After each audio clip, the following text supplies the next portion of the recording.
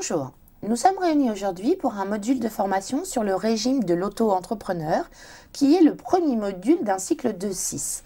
Au cours de ces 6 modules, nous verrons donc le régime de l'auto-entrepreneur, les règles fiscales et sociales de ce régime, le cumul des activités pour un auto-entrepreneur, la déclaration de chiffre d'affaires de l'auto-entrepreneur, la retraite de l'auto-entrepreneur et le 6e module verra comment passer du régime de l'auto-entrepreneur à un régime réel. Alors pour entrer dans le vif du sujet, donc le régime de l'auto-entrepreneur, j'accueille M. Grégoire Leclerc, qui est consultant spécialisé en création d'entreprise. Bonjour. Bonjour. Alors justement, le régime d'auto-entrepreneur, est-ce que vous pourriez nous dire depuis quand il existe et puis nous dresser peut-être un petit peu le paysage de l'auto-entrepreneuriat en France aujourd'hui? Oui, tout à fait.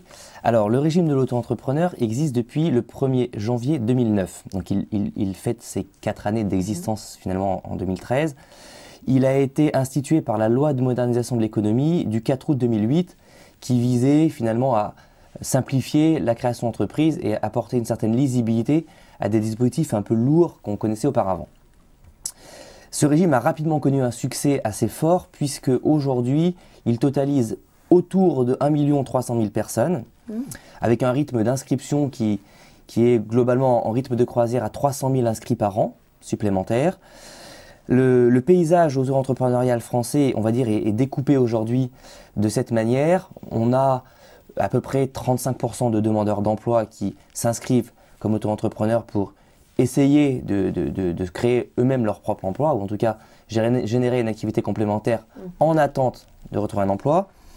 On a à peu près 30% de salariés ou de fonctionnaires qui recherchent avec le régime de l'auto-entrepreneur un revenu complémentaire, une passion à valoriser ou pour certains un projet à tester avant peut-être de changer de vie. Et puis on a dans l'auto-entrepreneuriat des populations un peu moins représentées mais qui sont malgré tout quand même en forte croissance, comme notamment les seniors et les retraités, qui ne représentaient que 3% des auto-entrepreneurs en 2009, qui représentent aujourd'hui 20% des auto-entrepreneurs. C'est une population qui a tendance à se développer assez fortement, avec pour le coup des options de développement qui sont totalement différentes, puisque eux cherchent à générer un revenu complémentaire, garder un pied dans l'emploi alors qu'ils sont à la retraite, valoriser une expérience qui est souvent assez forte, puisqu'ils ont une carrière derrière eux qui est parfois très développée. Et pour cette raison-là, et pour aussi des raisons de pension qui sont parfois un peu faibles, on trouve beaucoup de seniors et de retraités. Et puis enfin, on a quelques étudiants auto-entrepreneurs qui sont là pour se créer une première expérience. On a quelques mères au foyer qui n'ont pas d'activité particulière et qui essaient de valoriser des passions ou des savoir-faire différents. Donc voilà, on a finalement une population très hétérogène autour du régime de l'auto-entrepreneur. D'accord, alors on parle de régime de l'auto-entrepreneur, on entend parfois statut de l'auto-entrepreneur. Alors est-ce qu'on peut dire les deux ou est-ce qu'il faut vraiment dire ou régime ou statut? Oui, alors c'est une très bonne question, on ne peut pas dire les deux, il y a une véritable confusion qui est née aujourd'hui autour du mot statut et du mot régime. Le statut, c'est la définition juridique de la nature d'une entreprise. On peut être en entreprise individuelle, c'est un statut, on peut être en société, c'est un autre statut, on peut être en association, c'est encore un autre statut, on peut être en SCOP, on peut être en société civile immobilière par exemple. Ça, ce sont des statuts d'entreprise. Après, il y a des régimes. Le régime, ce n'est que la définition finalement du fonctionnement fiscal et social d'une entreprise en particulier. Typiquement, dans l'entreprise individuelle qui est un statut, on a 3 types de régimes. On a le régime de l'auto-entrepreneur, qui est en réalité un régime fiscal et social micro simplifié. On a le régime micro, qui est un peu moins simplifié, comme son nom l'indique, et puis on a le régime réel. Ça, ce sont 3 régimes différents, qui ont donc un fonctionnement fiscal, social, comptable différent, mais qui s'inscrivent tous les 3 dans la même nature juridique du statut de l'entreprise individuelle. Donc, le régime de l'auto-entrepreneur, en synthèse, c'est un statut d'entreprise individuelle sous un régime micro, fiscal et social simplifié. D'accord. Alors, on l'a vu tout à l'heure un petit peu dans le paysage de l'auto-entrepreneuriat en France. Est-ce que vous pourriez nous dire qui peut adopter ce régime de l'auto-entrepreneur? Alors, en réalité, presque tout le monde peut adopter le régime de l'auto-entrepreneur. Presque tout le monde parce qu'il y a quelques exceptions à la règle, mais qui sont finalement assez minimes. On va dire 2 types d'exceptions. Une exception qui est basée sur votre activité et une exception qui est basée sur la nature de ce que vous êtes déjà. Typiquement, un militaire, par exemple, ne peut pas être auto-entrepreneur. Un entrepreneur qui est déjà gérant majoritaire, par exemple, d'une structure en société, ou qui a déjà une entreprise individuelle rattachée à sa personne, ne peut pas créer une auto-entreprise. Donc ça, ce sont les cas d'exception liés à ce que vous êtes déjà. Ensuite, il y a les cas d'exception liés à ce que vous voulez faire comme activité en tant qu'auto-entrepreneur. Là, il y a des exceptions un peu plus larges, un peu plus nombreuses. Typiquement, vous ne pouvez pas être auto-entrepreneur et profession libérale réglementée de type notaire, huissier, avocat, officier du ministère public. Vous ne pouvez pas être auto-entrepreneur, médecin ou infirmière. Ce n'est pas possible. Ce sont des professions médicales réglementées qui dépendent d'un ordre, de même qu'expert comptable, par exemple. Vous ne pouvez pas l'être. Vous ne pouvez pas exercer une activité liée à la TVA immobilière. Typiquement, vous ne pouvez pas faire de l'achat et de la revente de biens immobiliers puisque cette activité est liée à la TVA immobilière et que l'auto-entrepreneur étant par défaut en franchise en base de TVA, on en reparlera, c'est une activité exclue. Vous ne pouvez pas exercer une activité liée à la mutualité sociale agricole. La mutuelle sociale agricole a mis finalement ce cas d'exception parce que le fonctionnement est quand même très différent, il est basé sur des surfaces d'exploitation, etc., qui sont beaucoup plus complexes à gérer. Et par défaut, on a donc exclu l'auto-entrepreneuriat de ce champ d'activité. Globalement, c'est à peu près les grandes lignes de l'exclusion. Tous les autres peuvent donc être auto-entrepreneurs, que vous soyez effectivement retraité, demandeur d'emploi, étudiant, fonctionnaire, salarié, sans activité. Vous pouvez être auto-entrepreneur et vous pouvez exercer une palette d'activités extrêmement large, des activités commerciales, artisanales ou libérales.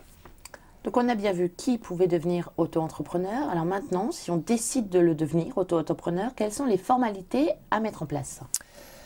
Alors, les formalités, et ça fait partie d'ailleurs finalement de la grande force, de la grande puissance de cette réforme créée en 2009, c'est que les formalités ont été extrêmement simplifiées, extrêmement allégées, à tel point que vous pouvez devenir auto-entrepreneur en un quart d'heure en vous inscrivant sur Internet. Le processus est assez simple. Vous vous connectez sur le site officiel du gouvernement qui est l'auto-entrepreneur.fr, l'auto-entrepreneur tout attaché.fr, et vous remplissez un formulaire d'inscription, qui n'est pas une immatriculation, qui est une simple inscription au régime, dans lequel vous définissez votre nature physique et la nature de votre activité. Une fois que vous avez rempli tout ceci, vous scannez une pièce d'identité, vous validez tout ça par Internet, numériquement, et vous finalement transférez cette déclaration d'inscription à l'INSEE, qui se charge des formalités d'enregistrement de votre nature juridique et de votre entreprise, et qui vous renvoie dans les 4 semaines le récépissé INSEE avec votre numéro de SIRET. Voilà. Alors ça, c'est la règle générale, parce que malgré tout, il y a des exceptions, notamment dans les activités artisanales. Les activités artisanales aujourd'hui demandent une validation des diplômes qui fait que cette inscription ne peut pas être faite sur Internet. Vous devez déposer votre dossier dans une chambre des métiers. Et c'est la chambre des métiers qui va valider le dossier de l'auto-entrepreneur et finalement la transférer à l'INSEE. Un point très important concernant les formalités, par défaut, ces formalités sont gratuites. Ça veut dire que vous pouvez vous inscrire comme auto-entrepreneur sans rien payer. Il peut arriver dans certains cas que vous ayez besoin de conseils ou d'accompagnement pour choisir la bonne activité, celle qui correspond le mieux à votre activité, etc. À ce moment-là, vous pouvez faire appel à des prestataires d'accompagnement qui vont vous aider à remplir votre dossier. Normalement, vous ne devez pas payer de formalités administratives, c'est-à-dire qu'une chambre de métier, une CCI ou les URSSAF par exemple ne peuvent pas vous facturer une prestation de conseil ou une prestation d'accompagnement pour ce type de mission qui est une mission régalienne qui leur est confiée finalement par l'État et qu'ils doivent remplir gratuitement auprès de vous. Donc vous pouvez payer une prestation de conseil via une entreprise, mais pas une prestation auprès des pouvoirs publics finalement. Alors pour conclure donc sur le régime de l'auto-entrepreneur, je crois que vous avez un conseil pratique à nous donner. Oui, alors effectivement, les démarches sont simplifiées. Visiblement, ça a l'air effectivement comme ça extrêmement simple de s'inscrire comme auto-entrepreneur. 2 règles, ceci dit, sont extrêmement importantes à retenir. La première, c'est que si vous êtes fonctionnaire, vous devez faire appel à la commission de déontologie de votre service pour que votre hiérarchie vous autorise explicitement à exercer cette activité. Ça, c'est le premier point. Et puis le deuxième conseil, c'est que si vous êtes salarié, vous avez effectivement un devoir de loyauté qui s'impose à vous vis-à-vis de votre employeur. Vous n'êtes pas obligé de lui demander son avis, bien entendu, mais vous devez l'informer et surtout, vous ne devez pas utiliser les moyens de l'entreprise pour exercer votre activité personnel. Donc ça, c'est un point très important. Et puis pensez, si vous êtes salarié, à vérifier les clauses qui peuvent être inscrites dans votre contrat de travail, que sont la clause de non-concurrence et la clause d'exclusivité, qui sont des clauses rémunérées, mais sur lesquelles vous pouvez effectivement buter si vous voulez exercer une activité et pour lesquelles vous avez signé cette clause. Donc vérifiez malgré tout le contexte général dans lequel vous vous situez pour que à aucun moment vous n'ayez de blocage sur le développement de votre auto-entreprise. Monsieur Leclerc, merci. Donc, je crois qu'on a bien compris ce qu'est le régime de l'auto-entrepreneur et donc on se donne rendez-vous dans les 5 autres modules sur ce régime pour développer son auto-entreprise et la gérer correctement. Merci. Merci.